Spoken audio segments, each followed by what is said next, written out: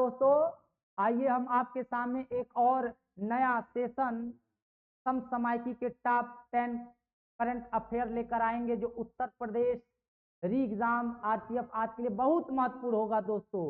तो आइए हम एक शायरी के साथ शुरुआत करते हैं। कहते हैं, न हम सफर से निकलेगा, न हम नसी से निकलेगा, न हम सफर से निकलेगा, न हम नसी से निकलेगा, हमारे पांव का कांटा हम ही से निकलेगा दोस्तों। तो आइए नए बैच की शुरुआत करते हैं। आइए हम देखते हैं पहला क्वेश्चन। अगर पूछा जाए, भारत ने हाल ही में किस देश से अपने सैन्य कर्मियों को वापस बुलाया है? तो आप कहेंगे मालदीव से। ठीक है, आप थोड़ा सा जानते होंगे कि अगर आप भारत का ये छोटा सा निचला हिस्सा यदि देखें, आप यहाँ पर श्रीलंका है दोस्तों, थोड़ा सा समझने का प्रयास करेंगे। यहाँ है आपका हिंद महासागर। कौन सा महासागर? हिंद महासागर। और यहाँ पर एक छोटा सा देश पड़ता है, उस देश का नाम है मालदीव। मालदीव दोस्तों, मालदीव कहाँ है? हिंद महासागर में। अब मालदीव से कुछ दूरी पर हमारा एक द्वीप समूह पड़ता है, जिसका नाम है लक्षद्वीप। लक्षद्वीप दोस्तों, और ये लक्षद्वीप जो है 36 द्वीपों का समूह है। लक्षद्वीप में कितने द्वीप है दोस्तों? 36। और उन 36 द्वीपों में 10 द्वीप आबाद हैं। आबाद का मतलब 36 द्वीप पर लोग रहते हैं दोस्तों। तो लक्षद्वीप और मालदीव के बीच भारत का एक चैनल है, उस चैनल का नाम है 8 चैनल। 8 चैनल दोस्तों। देखिए दोस्तों, ये समझाने का प्रयास है, क्योंकि ऐसी छोटी छोटी बातें आप जानते हैं तो एग्जाम आपका बेटर होता है, अच्छा है दोस्तों। ठीक है, अब देखेंगे। अब यहाँ पर लक्षद्वीप और मालदीव के बीच 8 चैनल गुजरता है। अब पूछेगा, मालदीव में ही एक द्वीप पड़ता है मिनिकॉय। कौन सा?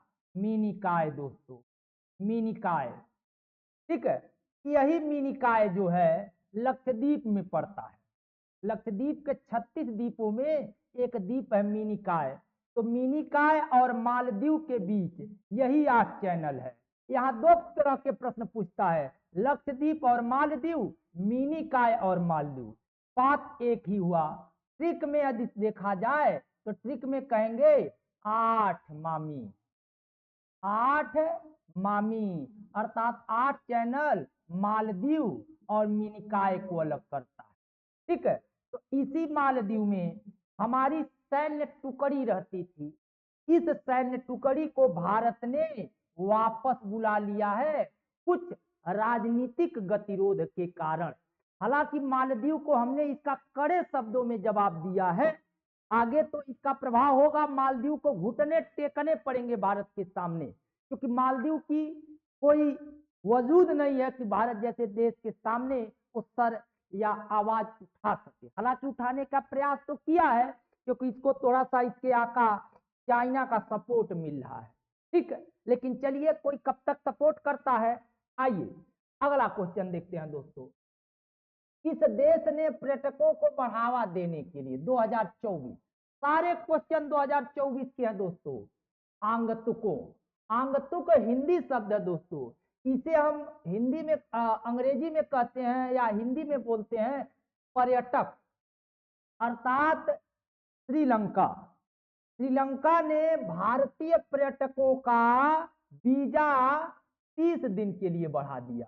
30 दिन, अर्थात यदि आप श्रीलंका में जाते हैं तो 30 दिन तक बिना वीजा के रह सकते। कितने दिनों तक? 30 दिनों तक।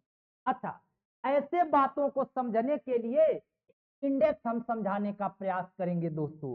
एक इंडेक्स होता है जिसे हम कहते हैं हेनले। हेनले, हेनले पास पोर्ट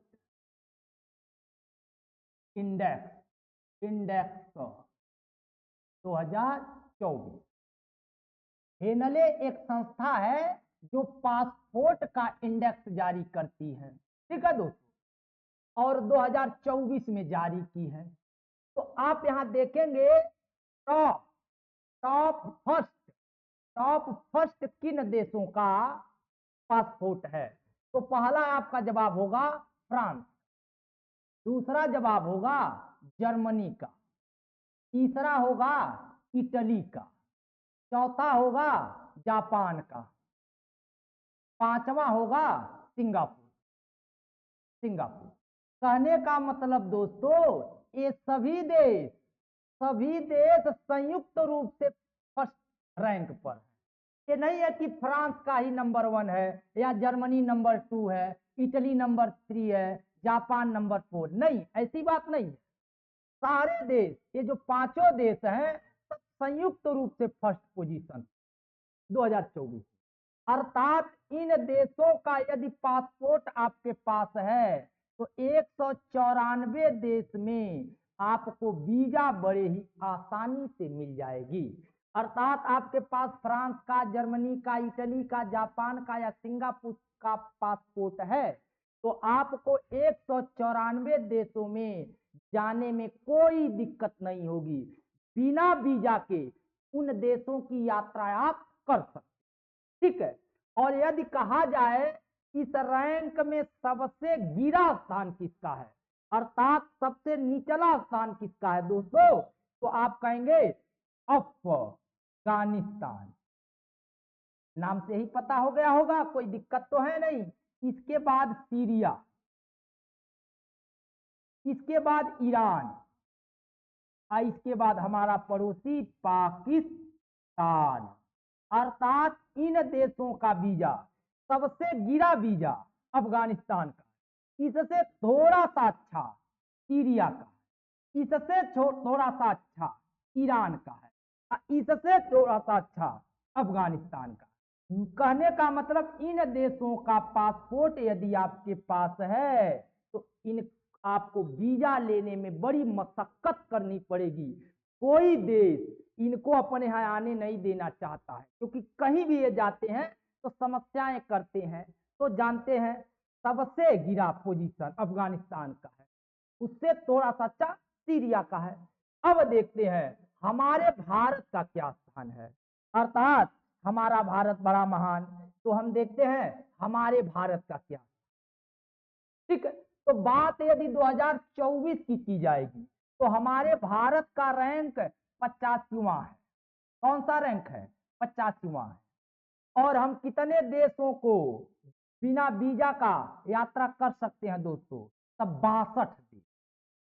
गौर करने वाली बात है, मतलब एक भारतीय पासपोर्ट धारक कितने देशों में बिना वीजा के यात्रा कर सकता है?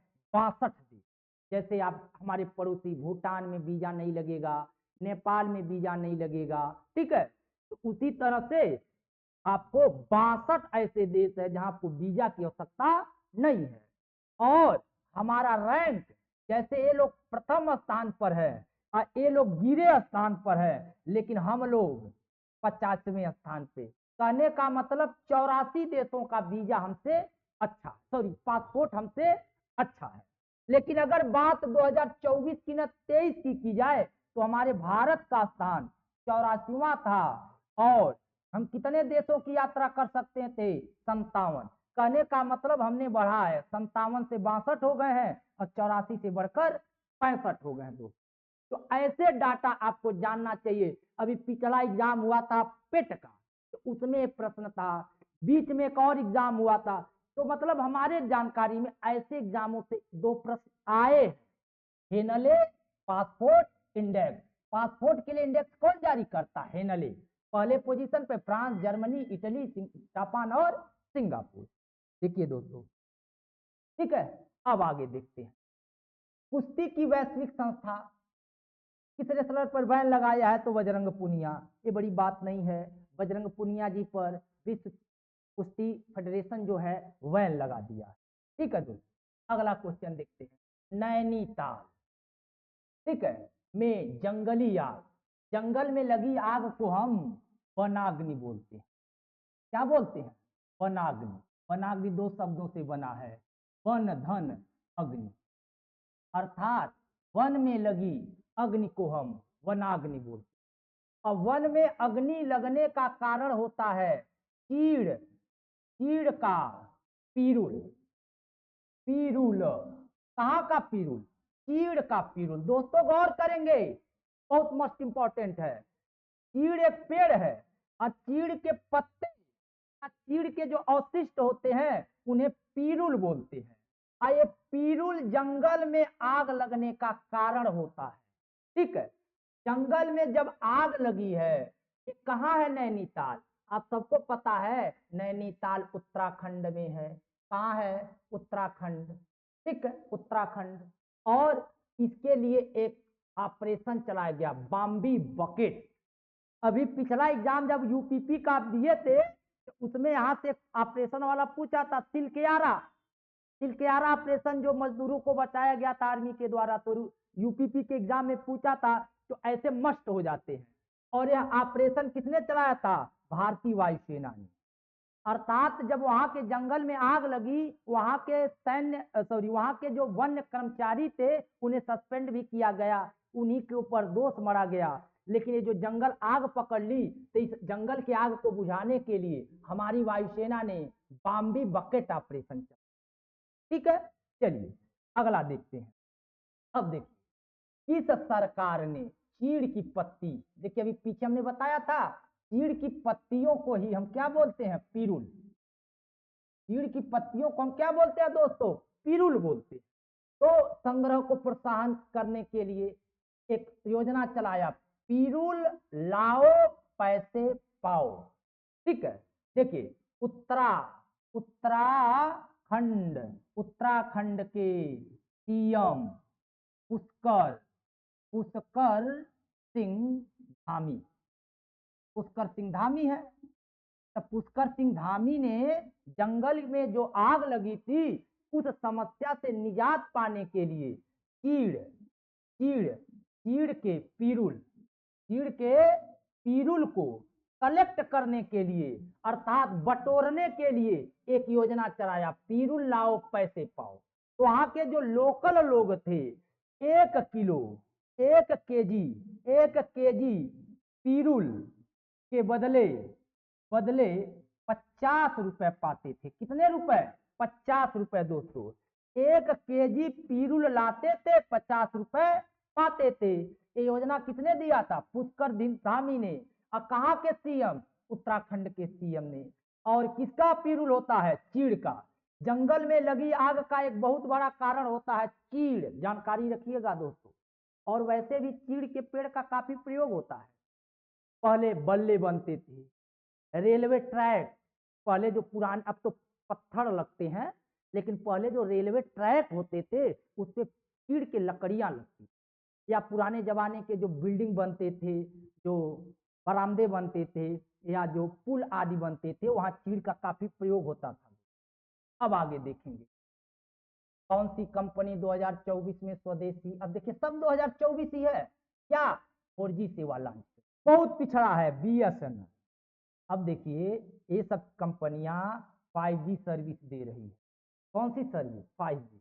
Vodafone Idea, Airtel, Jio. लेकिन यहाँ पर बीएसएनएल हमारा 4G सेवा दे, और वो भी अभी नहीं दोस्तों, अगस्त अगस्त 2024 से 4G सेवा देने का प्लान बन रहा है अभी 2024। हमारे भारत में देखिए प्राइवेटाइजेशन का काफी लाभ, वोडाफोन प्राइवेटाइजेशन, एयरटेल प्राइवेटाइजेशन, जियो का प्राइवेटाइजेशन। बट वोडाफोन गवर्नमेंटेड है, सार्वजनिक उपक्रम है, अभी 4G सेवा देने का प्रयास कर रहे हैं। और हम आप अभी 5G सेवा का आनंद उठा रहे हैं, कहीं कहीं 4G की सेवा का आनंद उठा रहे हैं। अभी बीएसएनएल जो है अगस्त 2024 से 4G सेवा का सर्विस देगा दोस्तों, तो जानकारी रखिएगा। अगला क्वेश्चन, भारत ने संयुक्त अमीरात के किस देश? भारत और अमीरात, भारत हमारा और अमीरात दोनों मिल करके एक संयुक्त सैन्य अभ्यास करेंगे। उसका नाम क्या होगा? Desert cyclone 2024। देखिए अभी 2024 का क्वेश्चन, डेजर्ट साइक्लोन 2024 कहाँ किया जाएगा? राजस्थान में। हाँ एक बात और गौर करेंगे, इस समय के एग्जाम हो, चाहे आरपीएफ हो, चाहे यूपीपी हो, चाहे यूपीएसआई का भी हो, गारंटी है ऑपरेशन आर्मी का या आर्मी का सैन्य अभ्यास या आर्मी द्वारा जो नया मिसाइल बनाया जाता है, टैंक बनाया जाता है, तोप बनाया जाता है या पोत बनाया जाता है, इन तीनों को यदि आप जानेंगे बहुत ज्यादा नहीं विषय होता है। 10 अभ्यास और 2-4 ऑपरेशन, 1 नंबर पक्का हो जाए। ठीक है दोस्तों, चलिए आगे देखेंगे दोस्तों। कृषि वैज्ञानिकों के योगदान के लिए एम.एस. स्वामीनाथन। आप जानते हैं स्वामीनाथन को कृषि कृषि में जो हरित क्रांति हुआ था, हरित क्रांति का जनक जनक अर्थात एस स्वामीनाथन जो थे कृषि साइंटिस्ट थे, कृषि वैज्ञानिक थे। इन्होंने हरित क्रांति कहाँ लाया था? भारत। तो हरित क्रांति का जनक कहते हैं एस स्वामीनाथन जी को। तो एम स्वामीनाथन के नाम पर एक पुरस्कार चलाया गया है। ठीक है, वो पुरस्कार किसे दिया गया? Professor B R. कंबोज को। तो थोड़ा सा आप जानेंगे कि जो है चौधरी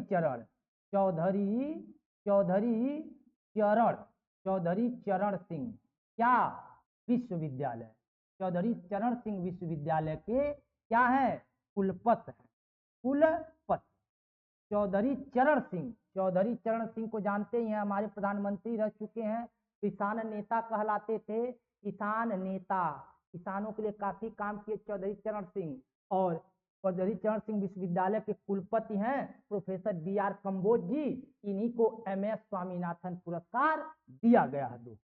ठीक है, अगला क्वेश्चन देखते हैं। देखिए, केंद्र सरकार ने 16वें वित्त आयोग का अध्यक्ष किसे नियुक्त किया गया दोस्तों? तो अरविंद पनगड़िया जी को। किसे नियुक्त किया गया दोस्तों? अरविंद पनगड़िया। तो थोड़ा सा हम वित्त आयोग के बारे में जानते हैं। तो पहली बात जानेंगे कि अनुच्छेद या एक्ट 280 के आधार पर वित्त आयोग का गठन होता है। वित्त आयोग का गठन। ठीक है, वित्त आयोग का गठन किस अनुच्छेद में होता है दोस्तों? 280। देखिए, जानने वाला बात है दोस्तों, एग्जाम में ऐसी छोटी बातें जरूर ध्यान में रखनी चाहिए। 280 के तहत क्या वित्त आयोग का गठन होता है? अब वित्त आयोग का गठन राष्ट्रपति करते हैं। कौन करते हैं? राष्ट्रपति महोदय, अर्थात महामहिम कहेंगे तो महामहिम राष्ट्रपति महोदय जी इसका वित्त आयोग का गठन कर।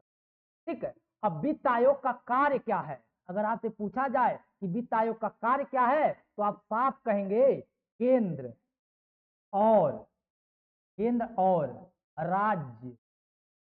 राज्य के बीच कर का बंटवारा, कर अर्थात टैक्स का बंटवारा। केंद्र और राज्य के बीच कर का बंटवारा कौन करते हैं? वित्त आयोग करते हैं। अगर पूछेगा वर्तमान में कौन सा वित्त आयोग है, तो 16वां। इस समय कौन सा वित्त आयोग चल रहा है सर? 16वां। और कौन इसके अध्यक्ष बनाए गए हैं? अरविंद पनगड़िया जी। और इसके जो अध्यक्ष होते हैं अर्थशास्त्री होते हैं, अर्थशास्त्री। और कोई इसका अध्यक्ष नहीं होगा। जहां बात वित्त की आएगी वहां शास्त्री लोग होंगे। वित्त आयोग के अध्यक्ष अरविंद पनगड़िया जी हैं और एक अर्थशास्त्री हैं, इकोनॉमिस्ट हैं, और 16वां वित्त आयोग के अध्यक्ष हैं। अब वित्त आयोग का काम है केंद्र और राज्य के बीच कर का बंटवारा करना। और एक चीज और जानेंगे, केंद्र और राज्य के बीच सबसे बड़ी हिस्सेदारी उत्तर प्रदेश की इसकी है। उत्तर प्रदेश की हिस्सेदारी सबसे ज्यादा है। अर्थात केंद्र के बीच जो टैक्स आता है और जब टैक्स को बांटा जाता है तो उसमें सबसे ज्यादा हिस्सेदारी यूपी की होती है, उत्तर प्रदेश की होती है। गौर करेंगे दोस्तों। चलिए अगला क्वेश्चन हाल ही में किस देश की महारानी ने टीवी संबोधन में, टीवी संबोधन में क्या दे दिया? त्याग पत्र दे दिया। कहाँ की? डेनमार्क। कहाँ की महारानी? डेनमार्क।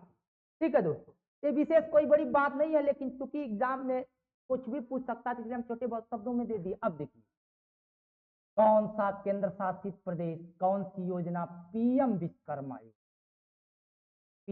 विश्वकर्मा योजना लागू करने वाला पहला केंद्र बना है? तो जम्मू और कश्मीर। जम्मू कश्मीर वर्तमान में केंद्र शासित प्रदेश का दर्जा दिया गया, जान ही रहे हैं। तो पीएम विश्वकर्मा योजना को जम्मू कश्मीर ने लागू। अब थोड़ा सा यहाँ जानने वाली बात है कि जो पीएम विश्वकर्मा योजना है किसके लिए है, तो आप कहेंगे शिल्पकार। किसके लिए? शिल्पकार और प्लस कारीगर। कारीगर अर्थात जो कारीगर है, जैसे राजमिस्त्री है, ठीक है, शिल्पकार है, जैसे जो लकड़ी का काम करते हैं, लोहे का काम करते हैं, या बट्टे का काम, मिट्टी का काम, इन दोनों लोगों के लिए प्रशिक्षण प्रशिक्षण दिया जाएगा। प्रशिक्षण, ठीक है, अर्थात कारीगरों को और शिल्पकारों को क्या किया जाएगा? प्रशिक्षित किया जाएगा। इनको प्रशिक्षण दिया जाएगा किसके तहत? पीएम विश्वकर्मा के तहत। और एक बात और, प्रशिक्षण के दौरान प्रतिदिन प्रतिदिन 500 रुपए, गौर करेंगे कितना रुपए? 500 रुपए प्रतिदिन इन्हें दिया जाएगा। और दूसरा दूसरा जब ये प्रशिक्षण पूरा कर लेंगे तो प्रशिक्षण किट के लिए, किट जान ही रहे, किट किट के लिए अर्थात औजार के लिए, किट मतलब औजार, जो इनका औजार हथियार होता है, ठीक है, औजार के लिए 15,000 रुपए दिया जाए। कितना रुपए? 15,000 रुपए। अर्थात जब ये प्रशिक्षण कंप्लीट कर लेंगे इन्हें 15,000 रुपए दिया जाएगा। ट्रेनिंग के दौरान, प्रशिक्षण के दौरान 500 रुपए दिया जाएगा। और तीसरी बात, जब ये आप किट पा जाएंगे तो इनको प्रशिक्षित हो गए, अब इन्हें अपना बिजनेस सेटअप करने के लिए, बिजनेस सेटअप करने के लिए 3